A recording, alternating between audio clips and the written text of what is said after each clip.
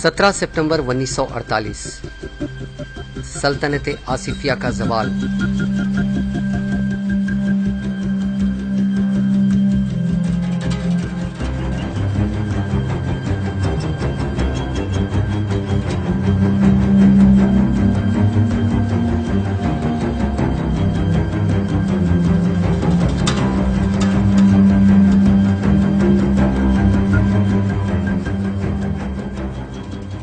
रियासत हैदराबाद में हर तरफ अफरा तफरी का आलम है। हिंदुस्तानी फौज दारुल हुकूमत हैदराबाद में दाखिल हो चुकी है। मुल्क के दीगर रजवाड़े जहां पुरअमन अंदाज में हिंदुस्तान में जम हो चुके हैं, वहीं उस वक्त की सबसे बड़ी रियासत की हस्ती मिटाने लाखों मासूमों का खून बहाया गया। रियासत हैदराबाद के सभी सरहदी इलाकों में एक क़यामत बपा थी। चुन चुन कर मुसलमानों का कत्लेआम किया गया। ख़वातीन की असमतें लूटी, जायदादों पर कब्जे किए गए और बच्चों से बूढ़ों तक सभी इस जुल्म का शिकार हुए। जब हैदराबाद सदियों से ही हिंदुस्तान का हिस्सा था, तो फिर इसके इंजमाम के लिए ये खून खराबा किस लिए किया गया, इसका जवाब आज तक नहीं दिया गया। हजारों मुसलमान ऑपरेशन पोलो या पुलिस एक्शन के नाम पर शहीद कर दिए गए। जो बचे, उन मुसलमानों का जीना दूभर कर दिया गया। ज्यादातर अफराद ने शहर हैदराबाद का रुख किया और देखते ही देखते हैदराबाद एक रिफ्यूजी कैंप में तब्दील हो गया।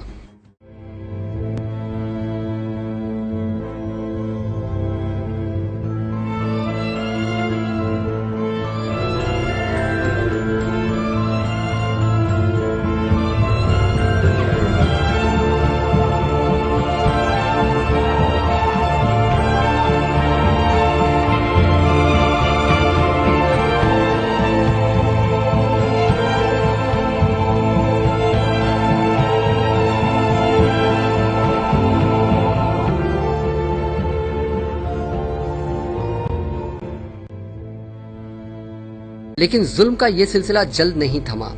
पहला हमला उर्दू जुबान पर किया गया। एक ही रोज में यानी 18 सितंबर 1948 को उर्दू रियासत हैदराबाद की सरकारी जुबान नहीं रही। मुस्लिम सरकारी मुलाजिमीन से रजाकार न होने का सदाकतनामा लाने के लिए कहा गया।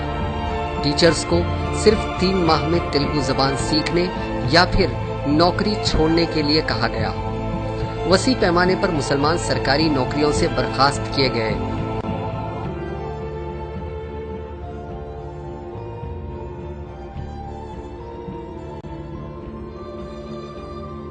कुछ अमीर मुसलमानों ने पाकिस्तान हिजरत कर ली, लेकिन ज्यादातर ने अपने ही वतन में जीने मरने का हलफ उठाया।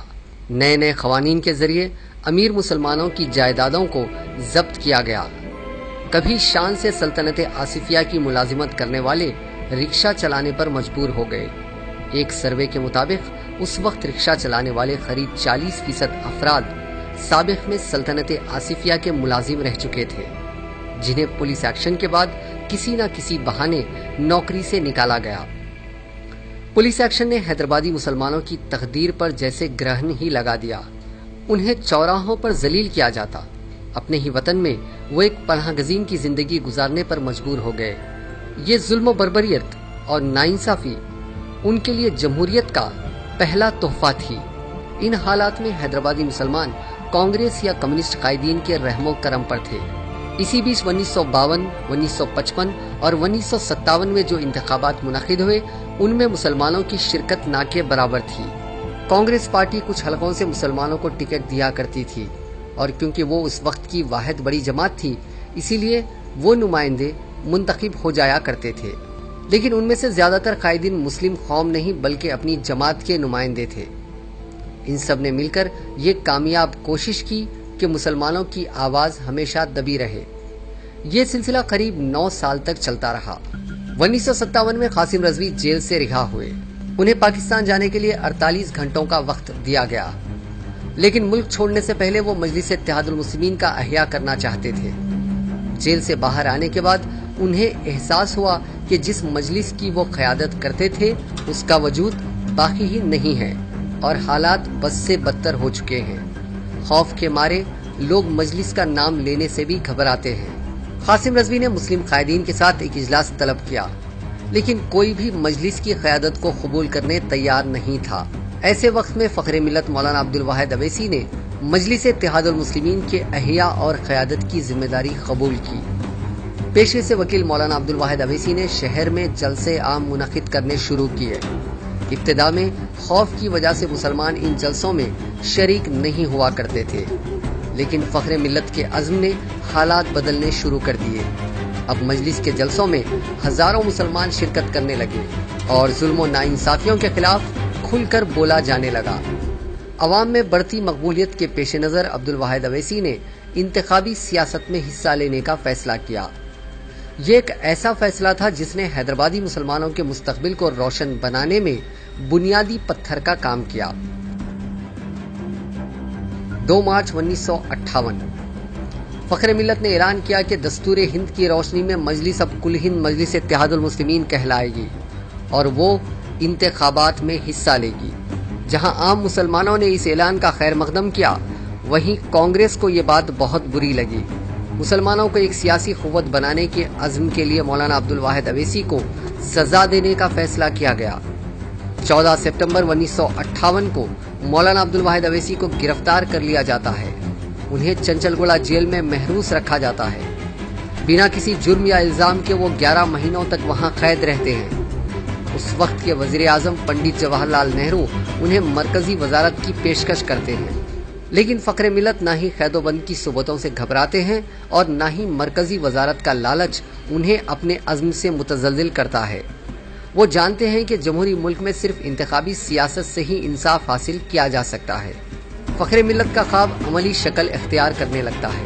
1960 میں بلدیہ کے انتخابات منعقد ہوتے ہیں اور حیدرآباد میونسپل کارپوریشن کی 30 میں سے 19 سیٹوں پر مجلس کا قبضہ ہو جاتا ہے۔ سلطان صلاح الدین اویسی بھی اپنے سیاسی کیریئر کی شروعات انہی انتخابات سے کرتے ہیں۔ وہ ملاپلی کی سیٹ سے کانگریس امیدوار MM ہاشم کو شکست دیتے ہوئے کامیاب ہوتے ہیں۔ ارے یہ غور کرو کہ طاقت کس کے پاس ہے۔ یہاں سے جھگڑنے کے بعد تم وہاں کیسے جا سکتے ہیں؟ ارے یہاں سے ہی وجہ سے تمہاری حکومت بھی قائم ہے۔ 2 سال بعد یعنی 1962 میں اسمبلی انتخابات منعقد ہوتے ہیں۔ سلطان صلاح الدین اویسی پتھر گھٹی حلقے سے منتخب ہوتے ہیں۔ ان کی کامیابی اس بات کی دلیل پیش کرتی ہے مسلمانوں کو ایک سیاسی طاقت بنانے کا فخر ملت کا خواب پورا ہونے والا ہے۔ مجلس اتحاد المسلمین ایک طاقت بنی ہوئی ہے۔ 1960 سے آج تک کئی نشیب و فراز کے باوجود مجلس اتحاد المسلمین نے کسی بھی انتخابات میں شکست نہیں کھائی، حالانکہ جماعت کے منتخبہ نمائندوں میں کچھ کمی و زیادتی ہوتی رہی، لیکن 1960 سے آج تک مجلس اتحاد المسلمین کی آواز ایوانوں میں لگاتار گونج رہی۔ But those people who have done in Malegaon and Mudasa, their role has to be proven that. And lastly, sir, Air Force, military establishments are stopping Muslim members who are working in Army, Air Force from going there. مسلمانوں کی جانب سے اور مجلس اتحاد المسلمین کی جانب سے یہ پولیس آفیسرز اور نیشنل سیکیورٹی گارڈ کے جو آفیسرز اور جتنے معصوم لوگوں نے اپنے جانوں کو کھویا ہے، ان کے سارے خاندان والوں کے ساتھ ہم ہمدردی کا اظہار کرتے ہیں۔ Can't RDX be put by your agencies? What are the safeguards in this act over here? You, sir, please, sir, آپ سے مہربانی کروں گا سر، اگر آپ بیٹھ جاؤ گے تو بیٹھ جاؤں گا سر۔ یہ ہمارے زندگی اور موت کی بات ہے۔